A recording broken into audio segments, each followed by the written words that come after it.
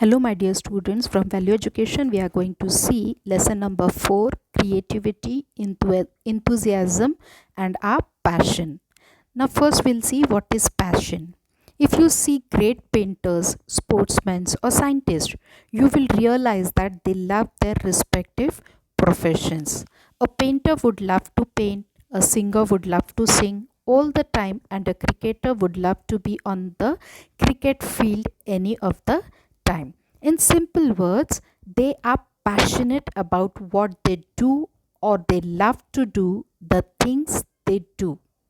So, passion or love for an activity springs from within and very often is difficult to find a reason for it. For instance, your favorite color could be orange, but you may not be able to state why it is so. You know that your favorite color is orange, but you cannot give a proper reason behind it why it is your favorite. That is your internal affinity or attraction to that color. That's precisely why a pilot loves flying an aircraft and a swimmer always loves to be in the swimming pool. Passion is the ferocity with which you love to do something but don't know why. Means you like to do such work, such things, but you cannot explain it. Why do you like it so much? But you do it with your whole hearted. That is your passion. Now, why is passion essential for success?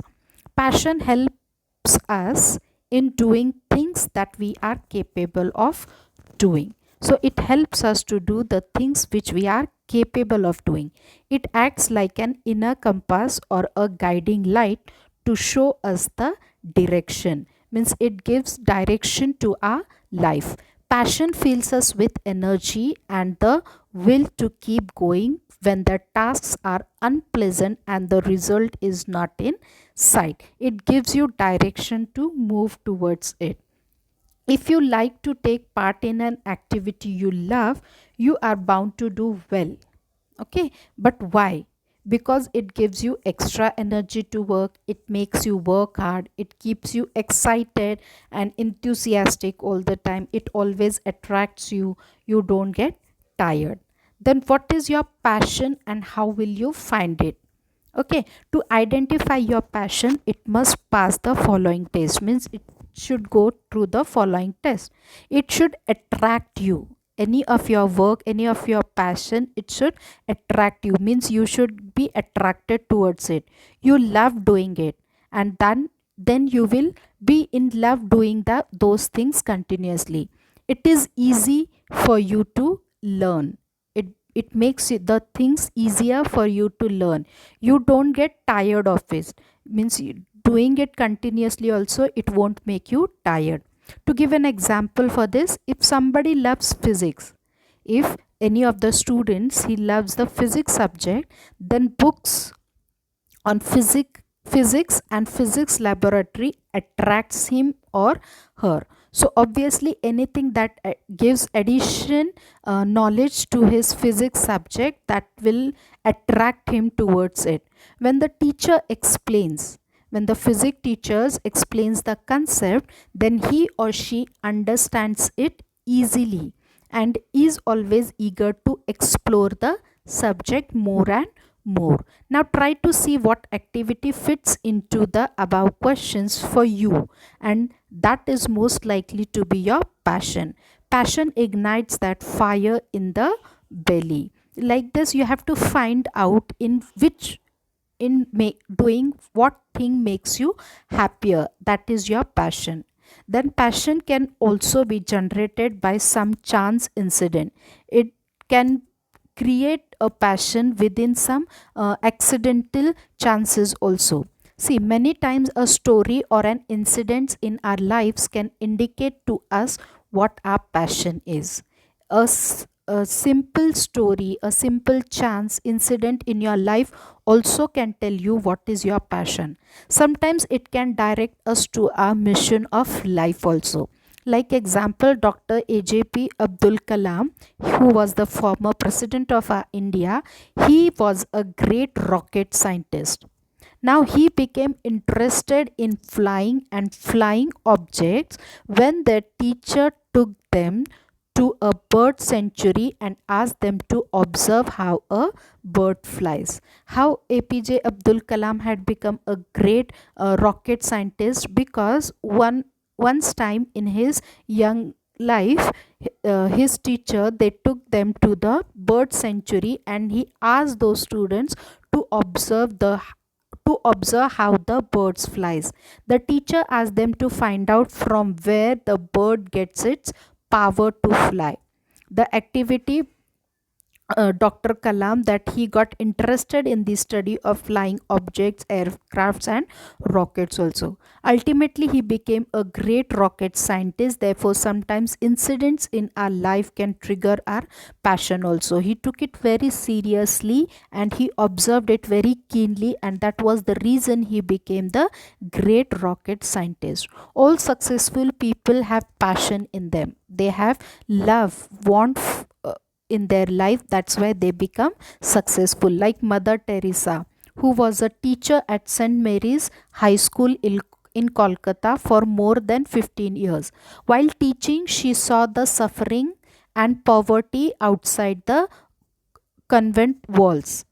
Okay, she was a teacher for more than 15 years, but she saw the sufferings and poverty of the other people.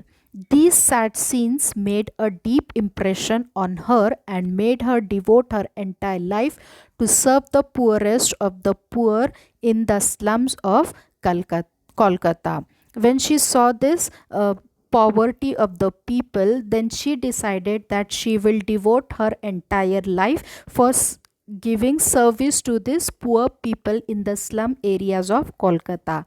Then she started the Missionaries of Charity in 1950 with the purpose to care for those people whom nobody cared for. Then by 1990, her mission had over 1 million co-workers in more than 40 countries. Then she was passionate about her mission and motivated thousands to join her in the service to others. The next was J.R.D. Tata, who was one of the most admired business tycoon of India. He was the chairman of the Tata Group, the largest industrial group, for over 50 years.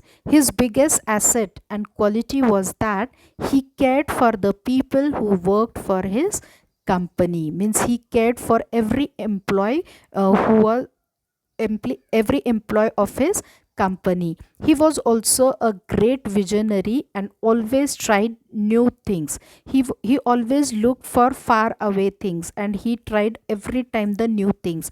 JRD started civil aviation in India in 1932 and established educational institutions of excellence like the Indian Institute of Science in Bangalore and Tata Institute of Fundamental Research.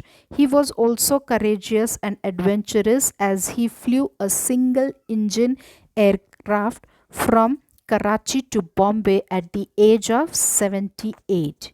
Very few people of his stature would ever do that. He was passionate about his work and hobbies. So his guiding principles were serve the needs of the country. Good human relations are a must for success. One must strive for excellence and try new things. Deep thought and hard work is essential for success, and be adventurous at the all age of your life. Then another is Sunil Bharti Mittal. He was a mere graduate from Ludhiana who started his business with 20,000 rupees only. Within a period of 30 years, he rose to the position of the chairman of the British Enterprises. Forbes India listed him as the 12th richest Indian in 2016 with a net worth of $7 billion. Okay, he believes in hard work, taking challenges, and being enthusiastic about his work. he does not get tired even if he works for 16 hours a day, because he says, I love my work. Though he was working for 16 hours of a day, he did not get tired at all because he loved his work. He is also very large hearted and compassionate towards the people who works for him. His passion in telecom and building a great company. Another example is Kalpana Chawla, who was born into a middle class family in a small town in India. She did her country proud as a part of a 7-member crew on board space shuttle Columbia, which, having spent 16 days in space, exploded in the atmosphere just minutes before the touchdown. From her childhood, she was keen on becoming a pilot. Her first ride in a planet at a flying club was the turning point, and she decided to become an aerospace engineer. Her role models were J.R.D. Tata, her school teachers, and people who were always exploring new horizons and frontiers. She also had a strong desire to achieve, and that made her the great person. Then, what is creativity? You can say different way, something in a different way of thinking is known as creativity. It is possible in any field of your work. It is not limited for scientists, artists, poets, musicians only. We also demonstrate creativity in our day to day life activities also. How you organize your wardrobe, how you arrange flower pots in a garden, put things on the dressing table, or fashion your hairstyle. All this shows the creativity from your activities. Then, one important element for creative is being imaginative.